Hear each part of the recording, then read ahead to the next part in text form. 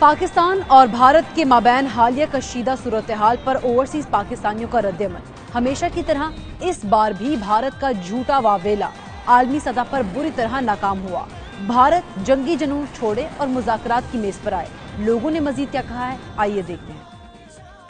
ایٹمی ہتھیاروں سے لیس دونوں ممالک کی مصالحت کے لیے عالمی ممالک اور یونائٹڈ نیشن کو رول ادا کرنا چاہیے، کیونکہ یہ جنگ نہ صرف پاکستان انڈیا کے کروڑوں لوگوں کو نقصان دہ ہوگی بلکہ یہ دنیا کے اربوں لوگوں کے لیے بھی نقصان دہ ثابت ہو سکتی ہے۔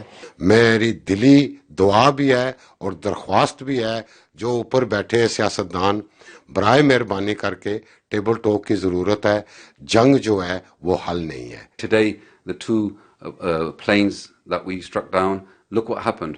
The actual public caught the actual pilot, but it was our soldier that said, this is against humanity, do not hit him.